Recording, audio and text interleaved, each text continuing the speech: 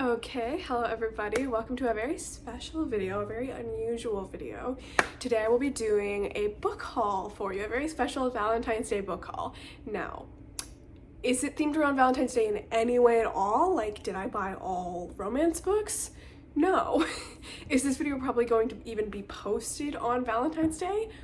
Probably not, because I'm lazy. I'm just filming it on Valentine's Day. It's gonna probably take me a little bit to edit it. So, what makes this a Valentine's Day book haul? Literally nothing, but that's what I'm gonna call it. So, I don't really do book hauls because I'm cheap and I hate buying books new. When I buy new books, it's usually because I've already read it and I know I already like it, and that's just not very fun, I think, to watch somebody buy a bunch of books and be like, yeah, I just bought them because I already know I like them. There's kind of no spice, there's no mystery, there's no whatever.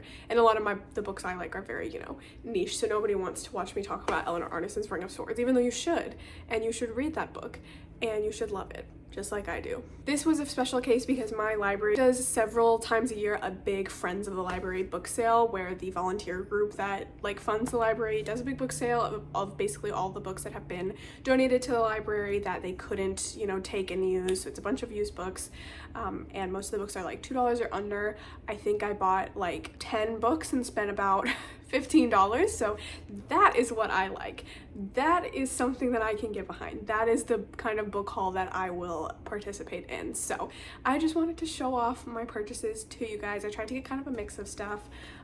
There was a really disappointing sci-fi fantasy selection. I don't know if it's just because I went on a Friday and I went kind of later in the day, so maybe it had already been picked over, but I doubt it. I mean, the people in my area I don't think are very big sci-fi fantasy readers. It was just this tiny section, mostly mass market paperbacks from, very old school authors. Not to say that there's anything wrong with that. I love a good old school fantasy sci-fi author, but it just was a bunch of stuff that wasn't really piquing my interest, although the old Tor hardback covers are so gorgeous. They're so weird and painterly and fun, but I don't really like to buy books just because of their covers. So let's get into my actual purchases. They gave the books to me in this hideous military bag for me to carry out. I'm like, what the hell is this? I won't be using that. Maybe I'll use it to carry out my recycling or something. The first book I picked up is The Last Tale of the Flower Bride by Roshani Chokshi.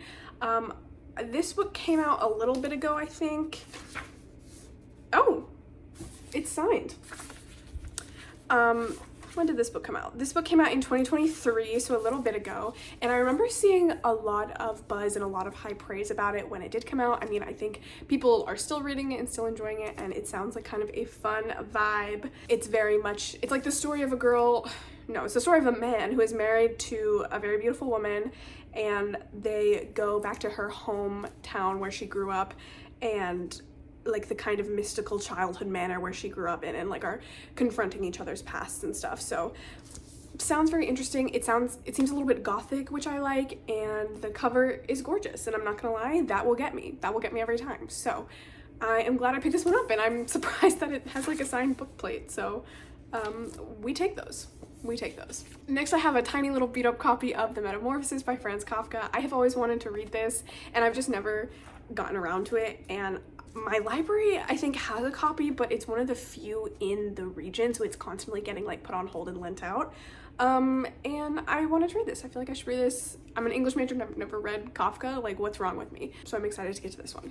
And then I have Carson McCullers' The Heart is a Lonely Hunter. I have heard really good things about this author from a booktuber that I partake in, Fontaine. I always say it Fontaine because I'm a Les Mis head, but they recommended, I can't remember the name, another book from this author. They recommended it really highly, and I just noticed the name and I was like, okay. I think I've heard of this one too. I think the name sounds so familiar. I feel like someone has talked about this book and has, praised it really highly. So I am excited to see this one too. It's about a strange young girl set in a small southern town, and it seems like it's gonna be Lovecraftian Southern Gothic, so I'm into that. I am excited to read this one as well. And then I had to get this for myself. It's a paperback copy of Bring Up the Bodies by Hilary Mantel.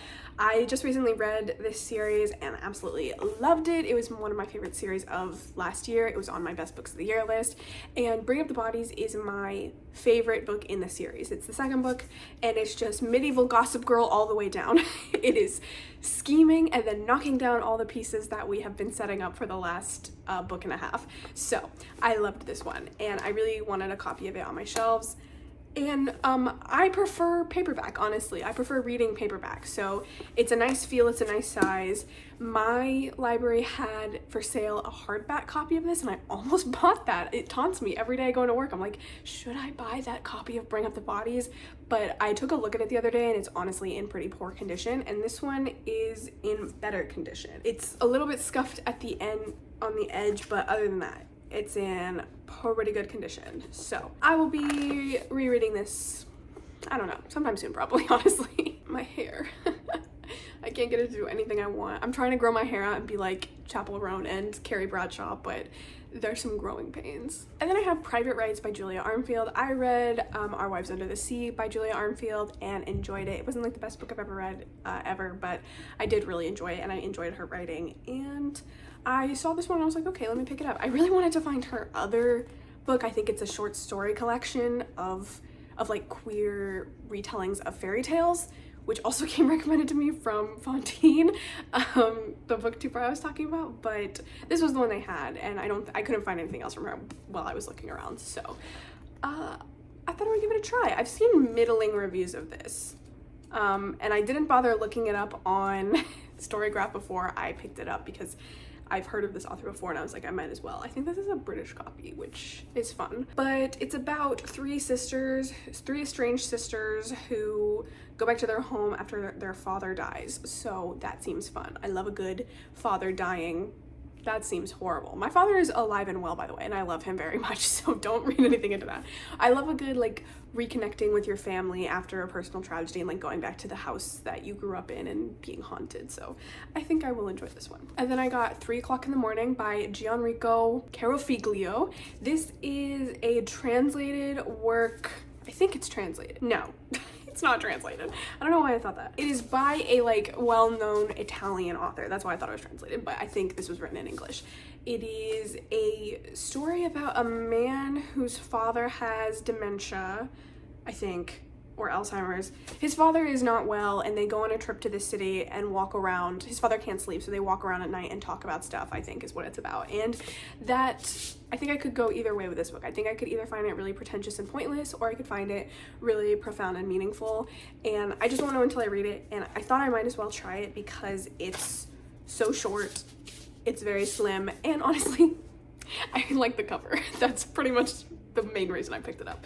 But I do love a good story, again, about a father-son bonding, and I think it's told in like a kind of stream of consciousness type style. And I'm interested in that. This one probably, I don't know, I could not get to this for a long time because it's just, you know, it's not one of the ones I picked up having heard of it and like with the intention of reading it, but it's so short. I feel like I could probably knock this one out in, it's less than 200 pages. I could probably knock this one out in like an hour or two. So I might get to this one really soon. And then I have Cast, The Origins of Our Discontent by Isabel Wilkerson. This is a nonfiction book about the legacy of race and caste in America, and I have heard pretty good things about this book. It has a really high rating on Storygraph. It is constantly getting checked out at the library, and I think this is one of the ones that like I have been hesitant to like put on hold and check out from the library because I know it's probably going to take me a while to get through, and I want to like be thorough and take my time with it. So when I saw this copy at the book sale and it's in pretty nice condition, I was like, you know what, I will get it. I will get it and I will read it. This again is probably one that's going to be on the back burner for a long time. I'm just going to chip away at it very slowly, but I am interested to read this one. Okay, so here is my haul. I got 7 books, and again, I think I paid $2 per book, so it was like 2, 4, 6, 8, 10, 12. So I paid like $14 for 7 books, which I am very happy with, especially considering some of these are considering most of these are in really good condition. The hardbacks are in really good condition. The paperbacks are in pretty good condition. The only 2 that are kind of in poor condition are the Metamorphosis, which is a tiny little mass market paperback and is a little old and a little rough around the edges, and the Carson McCullers book, which is literally held together with tape, and again, a mass market paperback. Oh, look at her, she's really struggling. But I expect that if I end up really liking this author, I will go and buy like a nicer version of this one. So this is just kind of to try them out. There are my 7 books. I'm really pleased with these again. I'm really pleased with how cheap they were, how nice some of them were. One of them is signed, has a signed book plate, which I really did not expect. They had a section for books that were signed, and that one was not in there, so I guess they just didn't know. So that is my little Valentine's Day book haul, and thank you so much for watching. Have you ever read any of these books? Did you like them? Is there one you think I should immediately go and read first? Is there any you hate and you're like, your $2 went down the drain? But yeah, thank you so much for watching this video, and I will see you in the next one. Bye!